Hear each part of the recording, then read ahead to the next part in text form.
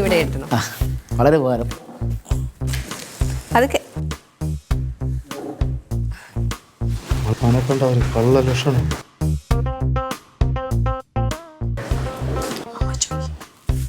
അതെ മോളെ, അങ്കിളെ. മോൾ എന്തിനാ ഇയാളെ വീട്ടിൽ വിളിച്ചോണ്ട് വന്നത്? അയ്യോ അങ്കിളെ, അത് പറയാൻ മറന്നുപോയി.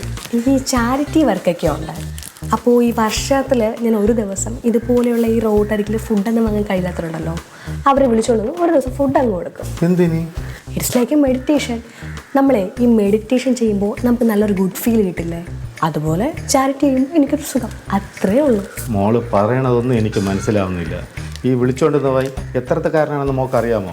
അയ്യോ, അയാളൊരു പാവാ. അയാളുടെ പേര് ബാലനോ. എനിക്ക് വീടൊന്നുമില്ല അങ്കിളെ. എൻ്റെ പൊന്നു മോളെ, ഞാൻ അങ്ങനെയല്ല അറിഞ്ഞത്. ഇയാളൊരു പ്രശ്നക്കാരനായിട്ടാണ് ഞാൻ അറിഞ്ഞത്. അത് ഈ നാട്ടുകാർ പറയുന്നല്ലേ, നമുക്കൊരാളെ കാണുമ്പോൾ അറിയില്ലേ അയാൾ എങ്ങനെയുള്ളവരാന്ന്. അയാൾ കാണും.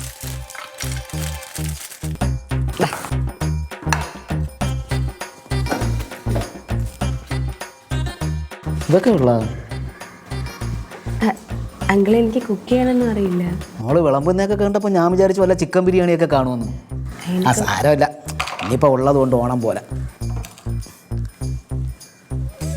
അതെ, ഇത് കഴിക്കുന്നതിന് മുമ്പേ ബാലൻ ചേട്ടൻ ഒരു ശകലം മരുന്ന് കഴിക്കണം.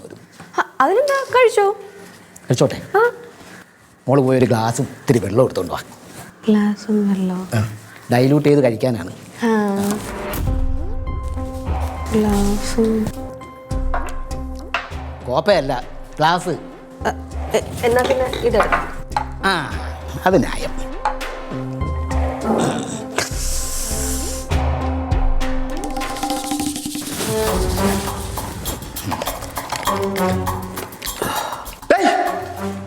എന്തോരാ കാണിക്കണത്?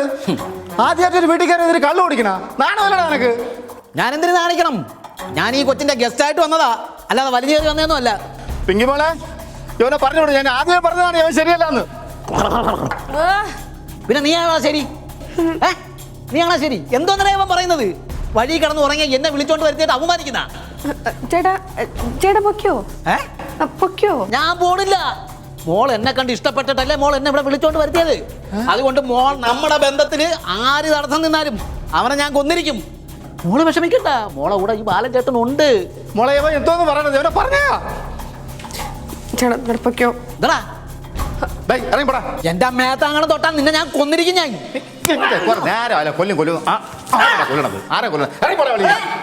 മതി മതി, കൂടുതൽ ഷോഫ് ഒന്നും ഇടാണ്ട. അമ്മാവനെ തൊടുന്ന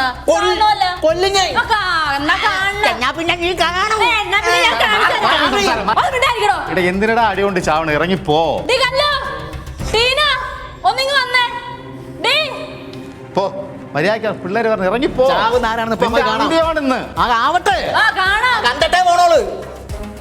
ആരാ ഭയങ്കര അലമ്പ്. ഇയാളൊന്ന് പുറത്താക്കണം, ഒന്ന് കൈവച്ച്. അത്രേ ഉള്ളൂ.